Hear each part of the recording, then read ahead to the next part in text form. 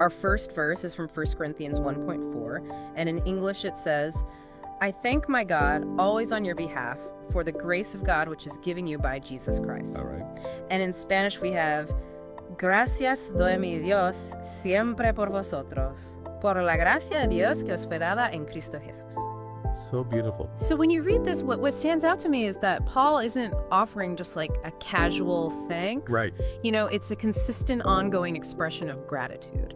Yeah, that's a really good point. That always, siempre in the Spanish, it's so significant because it's not just, he was thankful that one time and that's it. Yeah. But it suggests that there's something really deep-seated in him, an awareness of something fundamentally good in their lives that he's always thanking God for. And notice the object of his thankfulness. Yeah. Right? It's the grace of God which is given you by Jesus Christ. Yeah. The word given or data, carries a lot of weight. It does. It's something freely and completely bestowed. Yeah. So,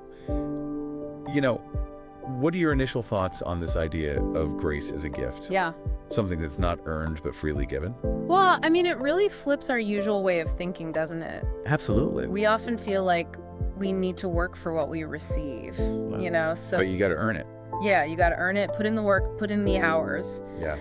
But this verse points to something entirely different, a favor that comes simply through our connection with Jesus Christ. Well, yeah. So it makes you wonder, how would our perspective shift if we truly lived each day, recognizing that unmerited grace at the foundation of our lives? That's a great question. I mean, it's something to really reflect on. Yeah.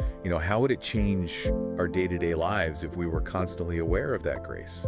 Yeah, so much less striving, I think. Yeah, absolutely. Our second verse for Sunday is Proverbs 22:3. A prudent man foreseeth the evil and hideth himself, but the simple pass on and are punished. Right. And in Spanish, el avisado ve el mal y se esconde, mas los simples pasan y reciben el daño.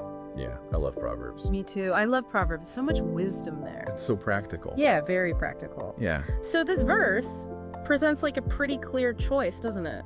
It really does. And I think what it highlights is these two contrasting approaches to life. Yeah. Yeah. Prudence isn't just about being smart. Yeah. It's about having the wisdom to anticipate potential dangers and then to act accordingly. Yeah. So the phrase hideth himself, se esconde, in Spanish isn't necessarily about running away and hiding. Right. It's more about taking shelter, making those wise decisions to avoid harm. Yeah. So let me ask you, have you ever had a time in your own life where you heeded a warning? Oh, yeah. Or maybe you ignored a potential problem?